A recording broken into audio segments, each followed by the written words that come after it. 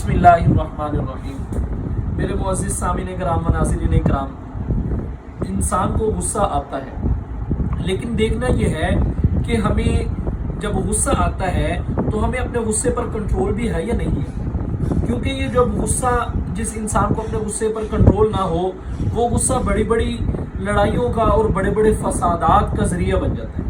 इसलिए आइए हम देखते हैं कि कौन सा गुस्सा जो है मज़मूम है यानी बुरा है और कौन सा गुस्सा आना जो है ठीक है। अब आप सल्लल्लाहु अलैहि वसल्लम ने क्या इसके बारे में इरशाद फरमाया। आप सल्लल्लाहु अलैहि वसल्लम ने इरशाद फरमाया, जिसका मफ़हूम ये है कि ये जो गुस्सा होता है ये एक आग का शोला है, जो आग का अंगारा है, जो इंसान के दिल के अंदर जो है सुलगता रहता है, और इसी वजह से गुस्से की हालत में इंसान की आंखें लाल और सुर्ख हो जाती हैं और जो गर्दन की रगें हैं ये फूल जाती हैं। फिर आप सल्लल्लाहु अलैहि वसल्लम ने इरशाद फरमाया कि गुस्से की चार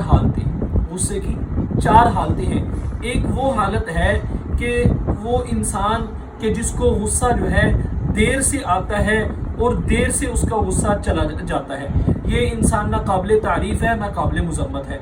और इसी तरह वो इंसान जिसको गुस्सा जल्दी आ जाता है और उसका गुस्सा जल्दी चला जाता है, ये भी इंसान ना काबिल तारीफ़ है ना काबिल मुज़म्मत है।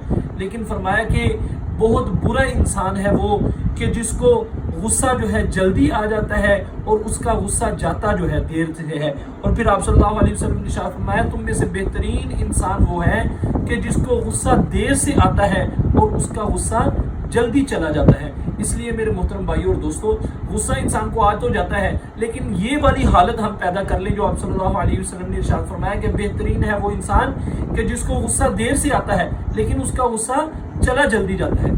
फिर आप सल्लल्लाहु अलैहि वसल्लम ने इसका हल भी बताया कि जब इंसान को गुस्सा आए, अगर वो मफहूम अर्ज कर रहा हूँ कि जब उस इंसान को गुस्सा आए, अगर वो खड़ा है तो बैठ जाए, अगर बैठने भी से भी गुस्सा नहीं जा रहा तो फिर लेट जाए, लेकिन अगर बैठे हुए गुस्सा आया है तो फिर लेट जाए। ये हालतें इरशाद फरमाई हैं। इसलिए मेरे मोहतरम भाइयों और दोस्तों, हमने अपने नबी अलैहिस्सलातु वस्सलाम के फरमान के मुताबिक अपनी ज़िंदगी गुजारनी है। अगर गुजारेंगे तो फिर हमारा माशरा हमसे खुश होगा, अल्लाह भी हमसे खुश होंगे, लोग भी हमसे खुश होंगे।